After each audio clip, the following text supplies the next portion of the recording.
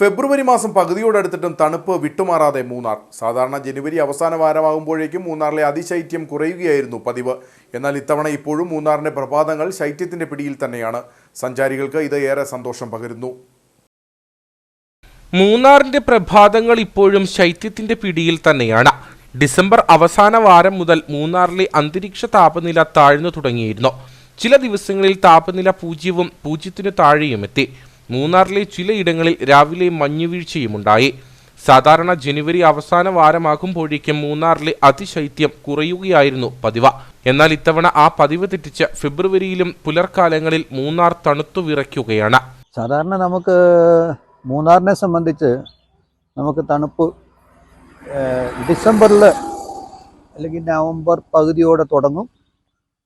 നമുക്കത് കഴിഞ്ഞ് കഴിഞ്ഞാൽ ഒരു ജനുവരി പകുതിയോടെയെങ്കിലും തണുപ്പ് തീരണം. അതിനിടയ്ക്ക് ഒരു 1-2 പ്രാവശ്യം മൈനസിലേക്ക് എത്തും. അതാണ് സാധാരണ പതിവ്. പക്ഷേ ഈ വർഷം ഇപ്പോൾ ഫെബ്രുവരി ആയിട്ട് പോലും തണുപ്പ് കുറയുന്നില്ല. അതായത് കഴിഞ്ഞ 3-ാം തീയതി, അതായത് ഫെബ്രുവരി 3-ാം തീയതിക്ക് ശേഷം ഇന്നേ വരെ തണുപ്പ് കൂടിക്കൊണ്ടിരിക്കുകയാണ്. ബിലോ 5 ആണ്.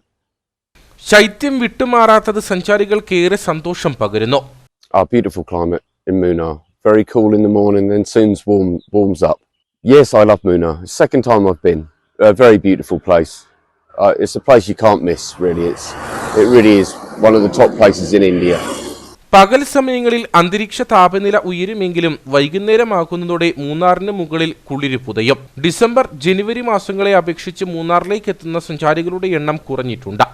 പരീക്ഷക്കാലമാകുന്നതോടെ മാർച്ച് മാസത്തിൽ പൊതുവെ മൂന്നാറിൽ സ്വദേശീയരായ സഞ്ചാരികളുടെ തിരക്ക് കുറവാണ്.